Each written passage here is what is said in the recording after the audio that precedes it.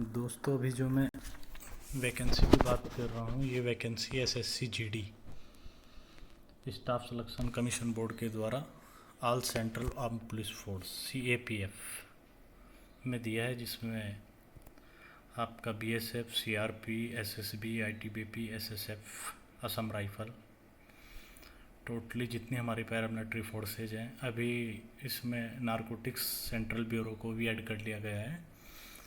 तो बहुत काफ़ी अच्छी वैकेंसी है और इसमें आप अप्लाई कर सकते हो अगर आपकी क्वालिफ़िकेशन 10th लेवल है और 18 से 23 साल तक इसमें एज है। बाकी आपकी कैटेगरी वाइज छूट मिलती है। तो इसकी बात कर लेते हैं। Date of submission online application, तो दोस्तों इसका 27/10 से स्टार्ट हो गया है और 30/11 मतलब आपका 27 अक्टूबर से लेके और 30 नवंबर तक आप इसका फॉर्म अप्लाई कर सकते हो।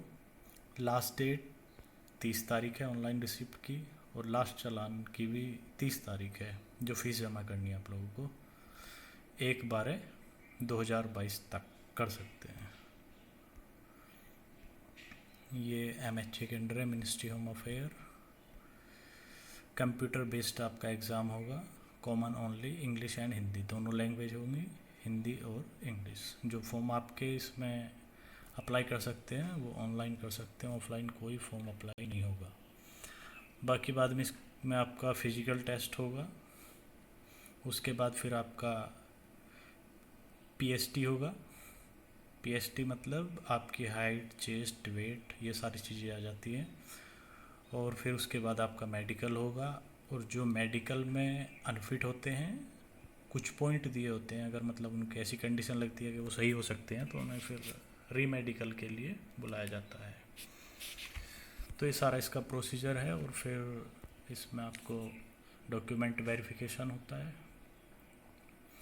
इसके अंदर आपका कांस्टेबल जीडी जो रैंक है उसे बोलते हैं सामान्य सिपाही। इसमें इस बार जो है एसएसएफ और एनसीबी, ये बहुत अच्छी पोस्ट है, अभी न्यू है, धीरे धीरे बढ़ रही हैं। बाकी इसमें बहुत अच्छा स्कोप है, आप अप्लाई कर सकते हो। Border guarding, district military available, मतलब उन सब के लिए जो कंडीशंस होती हैं वो दी गई हैं। आपकी जो ये दिखाई दे रही है http://ssc.nic.in, ये आपकी वेबसाइट है ऑनलाइन करने की रीजनल वाइज।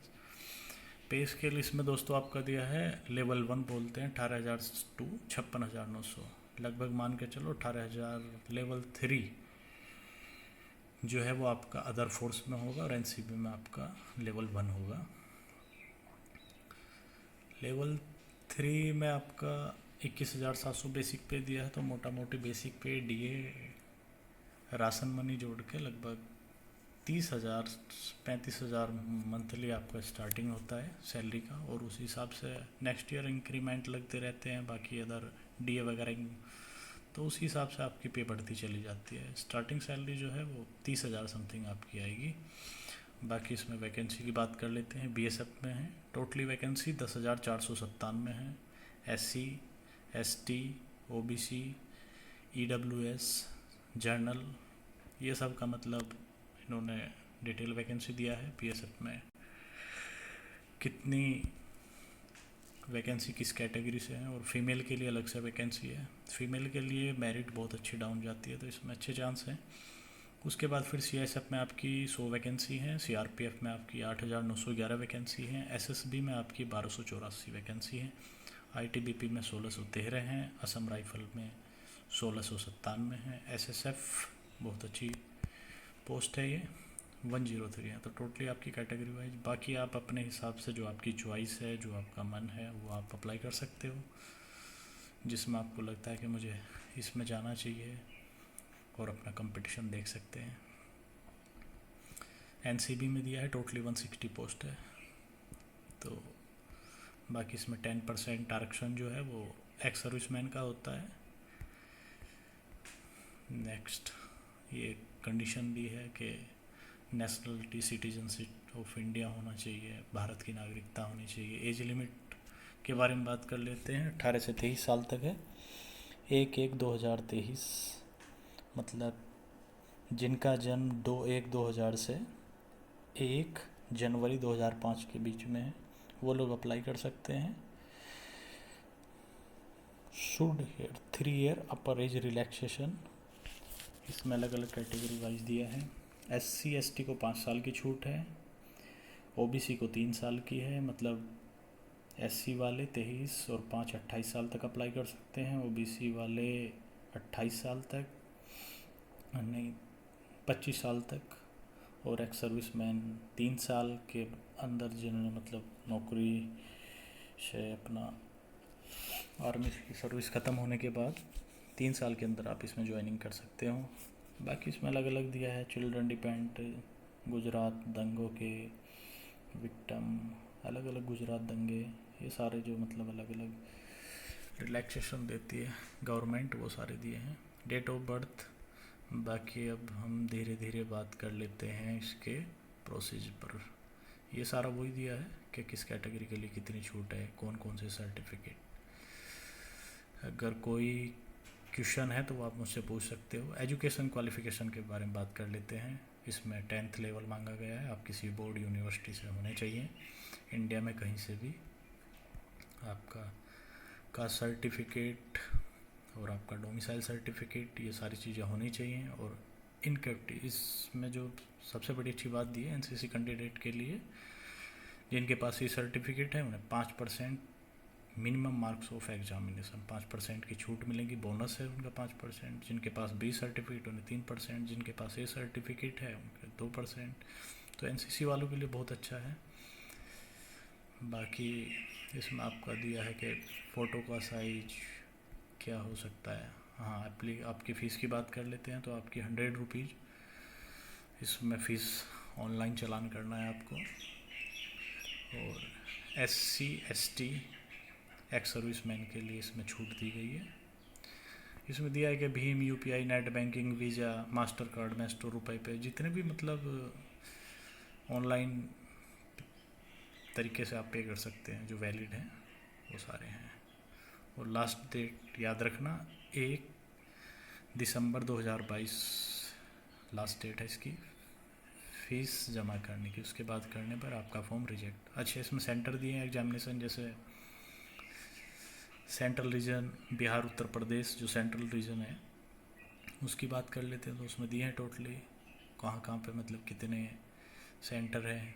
उसके बाद ईस्टर्न का दिया है, उसके बाद कर्नाटक का दिया है, मध्य प्रदेश रीजन का दिया है, नॉर्थ ईस्ट रीजन का दिया है, नॉर्दर्न रीजन का दिया है। तो सभी आप देख सकते हो अपने हिसाब से, जो जहाँ से हो वहाँ से अप्लाई कर सकता है, जहाँ से सुविधा है।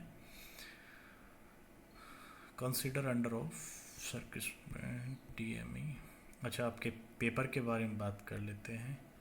इसमें आपका देख रखा है कंप्यूटर बेस्ड एग्ज़ाम होगा, उसके बाद आपका PST PT दोनों होंगे, उसके बाद मेडिकल होगा, उसके बाद रीमेडिकल, उसके बाद आपकी फाइनल डॉक्यूमेंट वेरिफिकेशन, और फिर आपका सिलेक्शन हो जाएगा। इसमें कंप्यूटर बेस्ड एग्ज़ाम है। एग्ज़ाम में आपका जनरल इंटेलिजेंस मतलब रीजनिंग 20 नंबर, जनरल नॉलेज सामान्य ज्ञान 20 नंबर and general awareness, elementary mathematics, तो आपका प्रारंभिक गणित, इसमें मतलब एडवांस मैथ नहीं आएगा, नॉर्मल मैथ 20 क्वेश्चन, और इंग्लिश ओब्लिक हिंदी, जो आपका इंग्लिश या हिंदी में से एक सब्जेक्ट 20 क्वेश्चन आएंगे, और सब के 2-2 नंबर होंगे। 60 मिनट का आपका पेपर होगा। ऑब्जेक्टिव टाइप क्वेश्चन पेपर होंगे। Computer based exam Hindi and English दोनों में होगा। उसके बाद आपके 0.50 नेगेटिव मार्किंग, एक क्वेश्चन गलत होने पर आधा नंबर कट जाएगा, मतलब 2 नंबर का क्वेश्चन है तो 1 नंबर आपका कट जाएगा। इसलिए अपनी तैयारी अच्छे से करें, माइनस मार्किंग का ध्यान रखें। जो आपका लेवल होगा वो 10th लेवल होगा। Computer based exam general intelligence of reasoning में इन्होंने चैप्टर वाइज दिया है, कौन से चैप्टर आएंगे जिनसे आप तैयारी कर सकते हैं। जनरल नॉलेज का दिया है, एलिमेंट्री मैथ के चैप्टर दिए हैं, इंग्लिश हिंदी के दिए हैं। उसके बाद आपका फिजिकल के बारे में दिया है। फिजिकल आपका जो 5 किलोमीटर की दौड़ है वो 24 मिनट में पूरी करनी है मेल कैंडिडेट को। फीमेल कैंडिडेट को 1.6 मतलब 1.5 किलोमीटर समथिंग 8.5 मिनट में कंप्लीट करनी है। लद्दाख के जो कैंडिडेट हैं उनके लिए अलग से 1.6 6 मिनट में मेल के लिए, और महिलाओं के लिए 800 मीटर 4 मिनट में। अब हम इसमें हाइट की बात कर लेते हैं। तो मेल की हाइट 170 सेमी मतलब 5 फुट 6 इंच होनी चाहिए। फीमेल की 157 सेमी होनी चाहिए। All candidate belonging ST tribal, जो एसटी हैं उनके लिए छूट और भी ज़्यादा है। 165.5 मेल, 150 फीमेल के लिए है। इसी तरीके से जो नॉर्थ स्टेट हैं, ट्राइबल स्टेट हैं, अलग अलग के दिए हैं, आप देख सकते हैं आप जिसमें आते हैं। उसके बाद आपका चेस्ट आपकी 80 होनी चाहिए नॉर्मल, और फुलाव के बाद 5 सेमी 85 होनी चाहिए। फिर अलग अलग एसटी के लिए 76 5%, तो सबको मतलब कैटेगरी वाइज रिलैक्सेशन दिया है। Conduct PST PET responsibility CAPF and not inter the representative RTI GMC against ordinance PST DME board. वो सारी जो चीज़ें हैं वो आपकी पैरामिलिट्री फोर्सेज करेंगी। फिजिकल और जो आपका मेजरमेंट है और आपका जो मेडिकल है वो सारी पैरामिलिट्री फोर्सेज करेंगी। एग्ज़ाम आपका एसएससी लेगी। बाकी इसमें सब कुछ दिया है, आप इसे पढ़ सकते हो। अगर किसी चीज़ की कोई क्वेश्चन है, कोई प्रॉब्लम है तो आप बता सकते हो। और इसमें आपके जो जो डॉक्यूमेंट लगेंगे, Aadhaar card, voter ID, driving licence, ये इन चीज़ों में से मतलब एक होना चाहिए डेट ऑफ बर्थ सर्टिफिकेट के रूप में।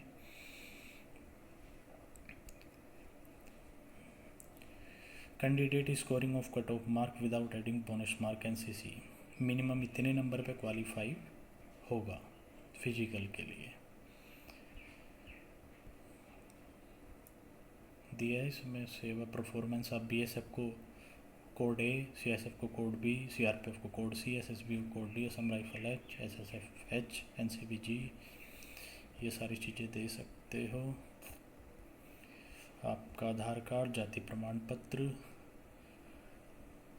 और मूल निवास, ये सारी चीज़ें, और अपना हाई स्कूल का मार्कशीट वो आपका होना चाहिए।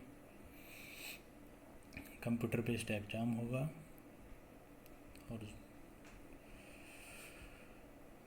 बाकी इसमें मार्केटिंग इनकरेक्ट इन्फॉर्मेशन बाकी सारी नॉर्मली दिया है। अगर किसी को कोई प्रॉब्लम है तो वो भाई कमेंट कर सकता है। और ये अपने रीजन वाइज दिए हैं, जो सेंट्रल रीजन का कॉन्टैक्ट नंबर है। अगर किसी को कोई हेल्प चाहिए जो मतलब आपके जोन वाइज, तो आप इन नंबरों पे संपर्क कर सकते हो। बाकी अब ऑनलाइन प्रोसेस दिया है। पार्ट 1 में क्या क्या होगा, mobile number, email ID, Aadhaar card, voter ID, PAN card, इन सब में से एक होना चाहिए। मैट्रिकुलेशन का होना चाहिए, और डिसेबिलिटी है अगर कोई तो उसका होना चाहिए। 1 टाइम रजिस्ट्रेशन होगा, उसके बाद फिर आपका सेम प्रोसेस जो एसएससी के फॉर्म भरने में था वही होगा। ओके दोस्तों, धन्यवाद। कैसा लगा ये वीडियो ज़रूर शेयर करें, सब्सक्राइब करें। Thank you.